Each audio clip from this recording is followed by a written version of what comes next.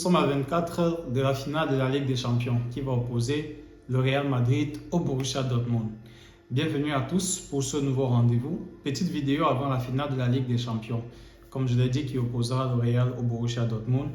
Je vais vous faire part de mes impressions et également mon pronostic par rapport à la rencontre en question. Mais bien évidemment, n'hésitez pas à liker, partager et aussi de vous abonner si vous venez d'arriver sur cette chaîne. Finale de la Ligue des Champions. Ça sera demain à Wembley. Donc là, je ne vais pas dire par exemple David contre Goliath ou quelque chose de ce genre. Pas du tout. Il s'agit d'une finale, les deux équipes sont au même niveau. Et au coup de sifflet initial, lançant le match, les deux équipes seront 0 but partout. Il n'est pas question ici de pouvoir dire, voilà, telle équipe est favorite ou pas. C'est vrai, logiquement, chacun a son favori. Et il y a un favori qui se dégage automatiquement à 80% voire plus, qui est le Real Madrid, face au Borussia Dortmund. Mais les gars de Dortmund nous ont montré, en tout cas, ils nous ont montré que faut pas vendre leur peau aussitôt, aussi facilement en fait, et moins cher. Déjà, ils ont gagné la demi-finale face au Paris Saint-Germain. Aller et retour, précision, un but à 0, un but à 0. Notez même que les Parisiens n'ont même pas pu mettre un but. Maintenant, il y a les détails. On va dire qu'on ne va pas ignorer. Les Parisiens ont eu des poteaux, match aller comme retour. Mais là, ça fait partie du jeu. Ainsi soit-il. Donc, là, les Madrilènes sont avertis de toutes les façons. Ils sont avertis face aux gars de Dortmund. Personnellement, mon point de vue est que Madrid va remporter le 15e titre, en tout cas en Ligue des Champions. Record absolu qui va améliorer. Il détient déjà le record. Mais voilà, je suis un peu rassuré en tout cas. Rassuré en tant que fan parce que je connais mon équipe. Pour parler déjà du Real Madrid, les Madrilènes sont l'une des rares équipes. Je ne veux pas dire la seule parce qu'il y a quand même plusieurs équipes d'une certaine façon quand même qui évoluent avec un certain caractère. Madrid est l'une des rares équipes qui, surtout en Ligue des Champions, prend match après match et ne sous-estime aucun adversaire du tout. Et c'est également ce qui fait notre force.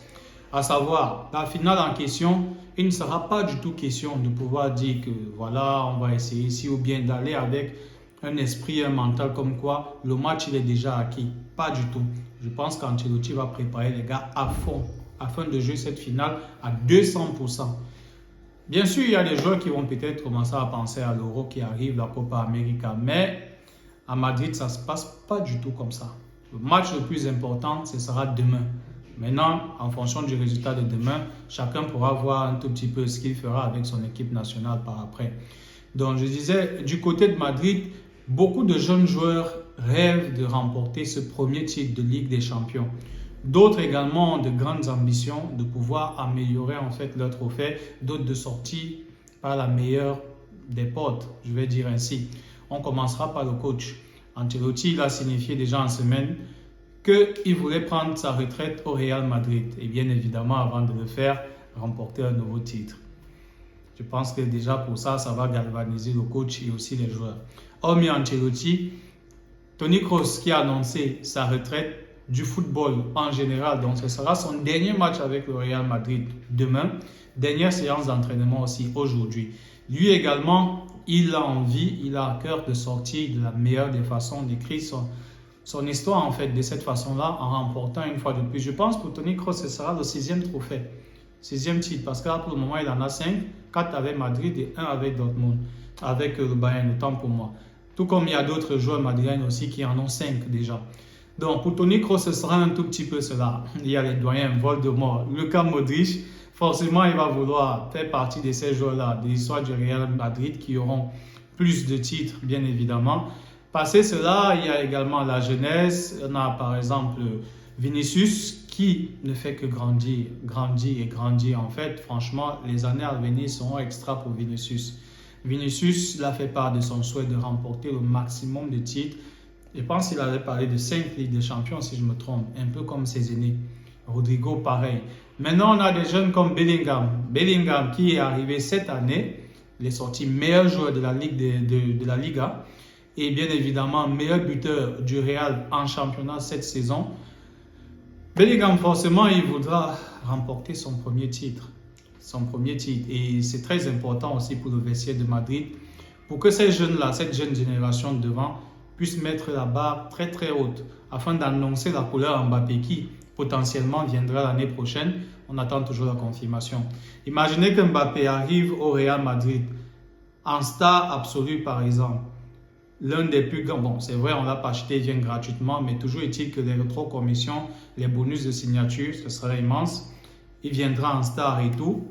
Dans une équipe qui vient de faire un doublé, Ligue des Champions, championnat. Forcément avec Mbappé, d'une certaine façon, il y aura un petit poids sur ses épaules, quoi. L'année qui va venir, il faudrait au minimum faire pareil, voire plus un triplé avec la Coupe du Roi. Donc ce sera un tout petit peu cela. Du coup, cette génération a la possibilité de marquer le pas, de marquer et d'annoncer la couleur pour les générations futures. Donc voilà un tout petit peu en fait, selon moi, c'est un joueur qui aura cette grande détermination et motivation, y compris Rudiger, qui n'a pas encore la Ligue des Champions avec le Real. Il avait gagné avec Chelsea, mais avec le Real, non. Rudiger symbolise ces joueurs-là qui ont, comme on dit chez nous au Cameroun 237, le Hemley derrière, la motivation, l'envie de tout fracasser, quoi. Donc du coup, avec ces petits points que je viens de numérer, je pense que les gars seront déterminés à fond. Et d'autre part, Madrid fait partie de ces équipes-là qui va grandement analyser comment est-ce que l'adversaire va venir jouer contre nous. Savoir si Dortmund essaie de mettre un système de jeu comme celui qu'ils ont mis face à Paris, on sera déjà préparé à essayer de contrer cela. Parce que le Paris Saint-Germain, je pense qu'ils ont fauté. Je ne suis pas dans les petits papiers, je ne sais pas exactement comment est-ce qu'ils ont préparé cette rencontre, mais je pense qu'ils avaient trop d'assurance en eux, ils étaient trop sûrs d'eux, au point où ils ne sont pas suffisamment préparés sur la tactique que Dortmund allait mettre en fait. Ils sont grandement préparés sur eux, sur comment est-ce qu'ils allaient faire et tout pour gagner. Pendant ce temps, Dortmund, l'adversaire en face, se préparait également sur comment est-ce que le Paris Saint-Germain allait jouer. Mais à quel moment est-ce que le Paris Saint-Germain essaie de contrer la façon dont Dortmund va jouer contre eux? Point d'interrogation. Peut-être qu'ils ont eu à le faire, mais pas suffisamment. Parce qu'on n'a pas vu cela en fait. On n'a pas vu. Maintenant, d'autres diront, quand ce n'est pas pour vous, ce n'est pas pour vous. Parce que vous allez multiplier la possession, 90, 95% et tout, tir cadré, tir non cadré, etc. L'autre a une action et puis c'est entré. Mais c'est lui qui gagne. C'est ça le football. Le football, c'est ça. La précision. À la fin, on félicite le vainqueur. Certes, on va dire tu as mérité et tout, mais dans 2 ans, dans 3 ans, dans 4 ans, on ne dira pas que oui, ils ont souffert lors de la finale. Ils ont pas du tout. Que non. Que non. Donc, le plus important dans ce genre de rencontre, c'est la victoire. Et moi, en tant que Madrilène, je m'en fous de comment est-ce qu'on jouera demain. Le plus important, c'est le titre. Même si Dortmund a 1 milliard d'actions, ils ont la possession et qu'on joue le pire des footballs possibles et tout, c'est la victoire qui compte. Parce qu'à la fin, c'est le plus efficace qui remportera la victoire. Et pour cela, j'ai foi en mon équipe. Maintenant, cela n'empêche qu'en tant que supporter quand même, que je puisse avoir cette crainte. Parce que moi, je précise bien, je pense, à mon avis, en fonction de ce que les joueurs nous ont montré, je pense que les joueurs sont motivés. Il n'y a pas de pression. On a pu voir les joueurs de Dortmund en conférence de presse, par exemple Haller, qui disait que la pression, c'est sur les Madrilènes. Peut-être sur nous, les supporters, oui, mais les joueurs, je ne pense pas. Parce que ces gars ont une mission. Ils savent ce qu'ils doivent faire. Ils savent qu'ils sont eux également prêts à souffrir. Parce que c'est ça en fait le truc. Dortmund en face, ils viennent en se disant qu'ils sont prêts à souffrir. Nous également, on sait qu'on vient souffrir. Donc on va souffrir ensemble, c'est clair. Peut-être celui qui aura le moins souffert ou bien le plus, celui qui gagnera en tout cas. C'est ça en fait. On ne va pas les négliger comme les autres ont eu à le faire. Pas du tout. Donc ils doivent se préparer à ce que ce ne sera pas comme ce qu'ils ont rencontré auparavant. Maintenant, je disais qu'en tant que supporter, c'est là, en tant que supporter, que j'ai une crainte. J'ai une crainte parce que la balle, elle est ronde. Et le football nous a montré en fait tellement de choses, réservé beaucoup de surprises. On ne peut pas savoir en fait ce qui va se passer. La physionomie d'une rencontre peut faire en sorte que au début du match, le dernier ballon, par exemple, une balle en profondeur, dernier défenseur, faute, carton rouge pour Madrid, voilà. Gardien sort par exemple, faute, penalty et puis carton rouge et puis voilà. On a pu voir lors de la finale de la Coupe qui a opposé Manchester City à Manchester United. Le premier but de Manchester United, c'était quoi? C'était quoi? Balle en profondeur, erreur entre le défenseur et puis le gardien. Et puis voilà. Tête. Oh ha! Le Ghana sera claqué le 1-0. Et puis voilà. Dès que 1-0 est là, maintenant vous avez une petite pression de courir, vous devez égaliser le plus tôt possible. Puis ces minutes passent que vous n'égalisez pas et ainsi de suite, la pression monte. Et puis voilà, l'autre gagne également en confiance. Donc il y a ces petits faits-là en fait, ces petits faits durant la rencontre qui apportent quand même de la crainte. De savoir que est-ce que, malgré tout ce que j'ai pu dire un peu plus tôt, les joueurs, comment est-ce qu'ils seront quand même durant la rencontre? Est-ce qu'il va y en avoir qui seront nerveux? Est-ce qu'il y aura peut-être certains trucs qui vont faire en sorte qu'ils sortent du match? Je ne sais pas. Parce que n'oubliez pas, un match de football, c'est un tout. Dans le match, si l'adversaire n'arrive pas à vous déstabiliser, il peut le faire autrement. Il peut le faire avec des coups de coude pour que tu fasses une faute bête, carton rouge. Il peut se mettre à t'insulter. On a vu comment Materazzi avait fait à Zidane, coup de tête, carton rouge. Et puis voilà. On a beau dire ce qu'on a dit derrière, mais aujourd'hui, qui se rappelle par exemple, c'est la plupart parce que ça a quand même choqué et tout, on se rappelle plus du coup de tête de Zidane sur Materazzi. Mais qui parle en fait plus aujourd'hui de ce que Materazzi avait dit à Zidane entraînant ça? Ou alors même lorsqu'on parle de l'Italie comme champion du monde, est-ce qu'on pense encore trop par exemple au fait qu'il y avait eu cette sanction de Zidane? Que non. Malheureusement, c'est ça. On se rappelle uniquement du vainqueur, peu importe la façon dont vous avez gagné. Et c'est ce qui doit primer demain. Donc, toutes les façons, moi, personnellement, en termes de pronostic, je ne peux rien dire à part victoire du Real Madrid. Ça, c'est clair. Parce que je ne vois aucun autre pronostic à part cela. Victoire du Real Madrid. Maintenant, ça se jouera au sol, comme on dit chez nous. Ça se jouera au sol. Ce sera le garçon qui va jouer. Et moi, en ce qui me concerne, moi, j'irai pour un pronostic de 2,5 buts minimum pour le Real Madrid, que personnellement, je jouerai et je partagerai cette combinaison-là avec vous, en tout cas par après. Mais ça, c'est mon pronostic.